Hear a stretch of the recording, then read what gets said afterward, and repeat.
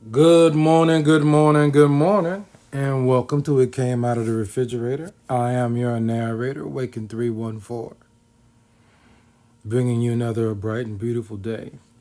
This is our transition episode, going into our next series next week, which should be called Around the World, or either it's going to be called Around the World or How We Compare Dumplings. This is going to be so cool. I just had this conversation with somebody, and I think it's going to be so kind of cool. Based on my recent travels and history and things that have been going on with me, I want to point out something that,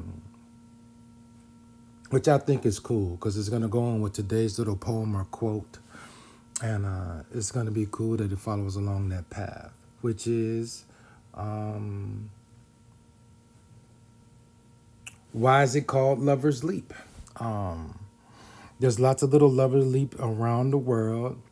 There's about 15 or 20, actually there's about 40 in the U.S. and 13 in other countries, including Brazil, Jamaica, India, Canada, England, and New Zealand.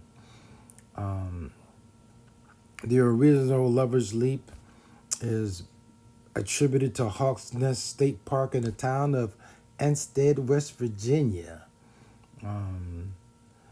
Just a high point where people can go hold hands, and there's some old fantasies or stories about lovers who weren't allowed to be together, and because they weren't allowed to be together,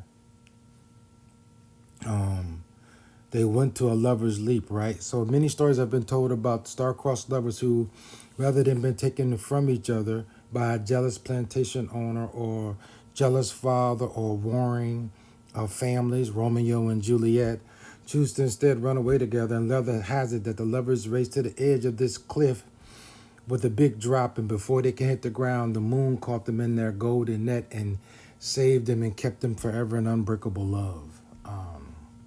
It's kind of wild.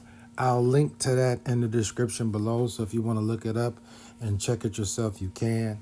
I'll also probably link to some of the other lovers' leaps around the world, since our theme of next week is going to be around the world, how we can get around the world, and I think it's cooler how we're going to go around the world next week.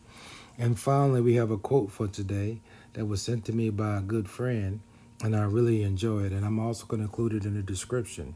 And here it goes. When someone is broken, don't try to fix them. You can't. When someone is hurting, don't try to take away their pain. You can't. Instead, love them by walking beside them in hurt. You can. Because what some people need is to simply know that they're not alone. I hope you know that you're not alone. I hope you know you have friends and family and people around to support you.